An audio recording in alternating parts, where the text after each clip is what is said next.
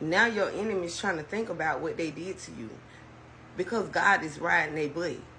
Now they trying to wish they hadn't did it. Now they trying to figure out ways to run from God's judgment when nobody can run from God in his judgment. Now they're trying to find ways to even make it right with people that they have wronged, including you, thinking that's going to cause God to withhold his hand from them. And the Lord said it will not work this time. God said, I gave you mercy. He said, I gave grace. I gave compassion even when they did not deserve it, just as I would have gave my own children, because I shine my light on the just and the unjust. But they didn't want to receive God's correction. They didn't want to receive God's conviction. And it took for God to have to show up at their door to realize how real it's about to get for picking with you and others.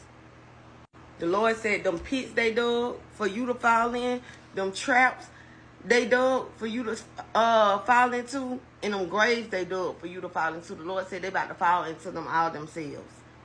And the Lord said many of them have turned away from each other, because some of the others realized before the other one did. It's so crazy how this is going. They realized before the other ones did, and now they would try to remove and exclude themselves from it when they already in it. The Lord is really on our enemies heavy. He keeps giving back-to-back words about how he's about to deal with your enemies. Because the Lord said, my people think that I have forgotten them. No. The Lord said, many of you think that your enemies got away with what they did to you because it looked like God was not moving on your behalf concerning them. God said no. He said he told you to fret not when evil people succeed in their ways, because they will wither away like the flowers in the field. So I was reading Esther, and Mordecai is who we about to talk about right now, because God showed me plain and clear how Haman, his wife, and their friends tried to plot together and encourage Haman to build this 70-foot pole to hang Mordecai on. And it says, so Haman's wife Zeresh and all his friends suggested, set up a sharpened pole that stands 75, I'm sorry, y'all, I see 70 foot, it's 75 feet tall, and in the morning ask the king to impale Mordecai on it. When this is done, you can go on your merry way to the banquet with the king. This pleased Haman, and he ordered the pole to be set up, not knowing that he would be the one hanging out for me. See, these people done tried to set you up in all type of ways. They have assassinated your character. They have persecuted you. They kept pursuing you and pursuing you and pursuing you. They tried to hex you, curse you, place spells on you, do root work on you. And God said they got to pay for all of that. Nobody got away with nothing. The Lord said they confused his silence as if he was not going to act. Because the Lord said, in my silence, I gave them mercy. I gave them grace. I gave them compassion. Because like he said, he shines his light on the just and the unjust. He said, I tried to correct them, but they didn't accept it. So the Lord said he will laugh at them when calamity hit them, when it comes through on them like a storm. God said himself, he going to laugh at them. He said when they look for him, they won't be able to find him. He said, when they call out to me, I won't answer them.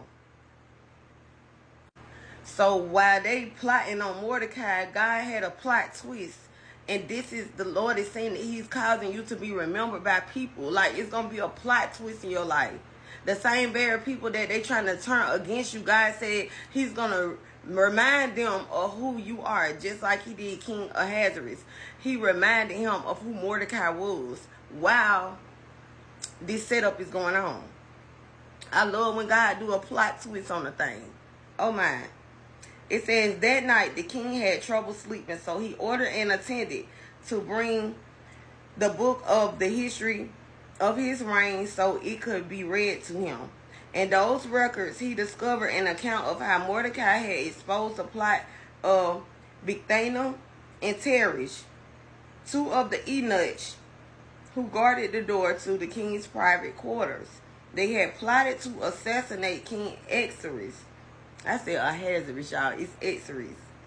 What reward or recognition did we ever give Mordecai for this? The king asked. And his attendants replied, nothing has been done for him. And this is the funny part. Haman think he finna hang this man. Haman think he finna come to the king about Mordecai. When this funny, y'all just listen. So it says, the king, so Haman came in and the king said, what should I do to honor a man who truly pleases me? Haman thought to himself, whom would the king wish to honor more than me? So he replied, if the king wishes to honor someone, he should bring out one of the king's own royal robes, as well as a horse that the king himself has ridden, one with royal emblem on his head.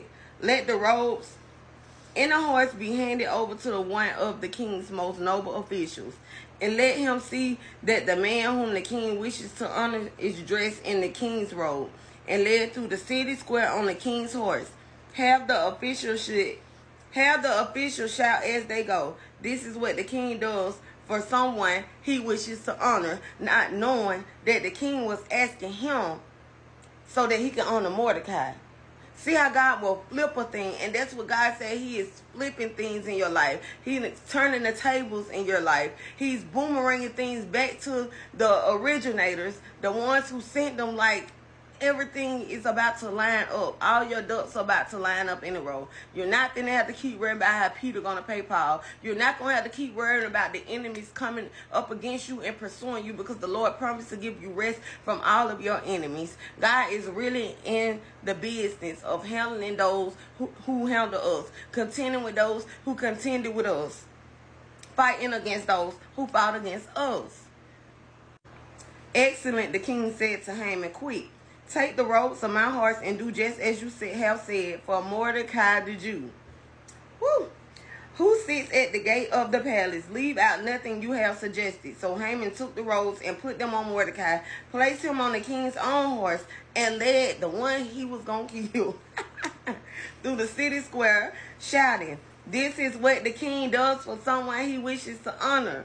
After Mordecai returned to the palace gate, but Haman hurried home and dejected, completely humiliated, as he should be.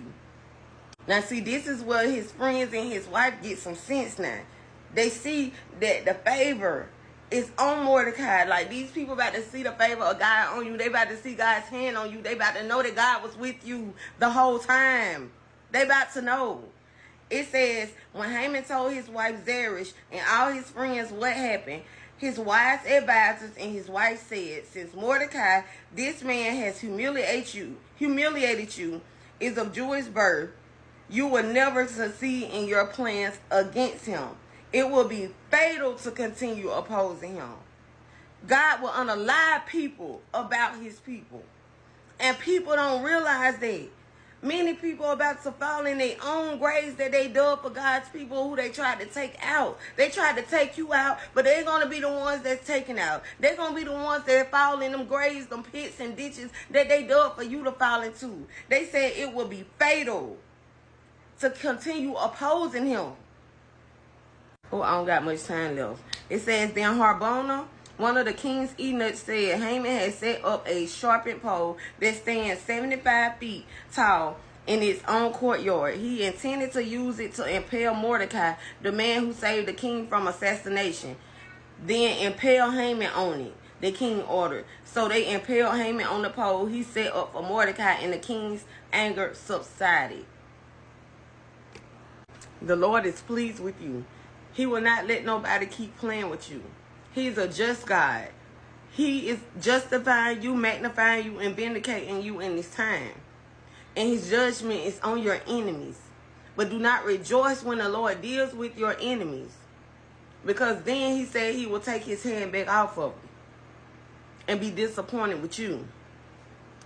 But we rejoice that God honored his word concerning our enemies. We rejoice in the Lord for what he has done. We rejoice in the Lord for the victory that we contain. We rejoice in the Lord that he did not allow our enemies to triumph over us.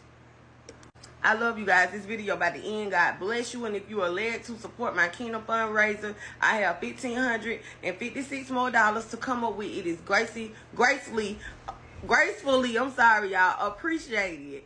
I love y'all. God bless you. And may your donation seeds be blessed and multiply in the name of Jesus.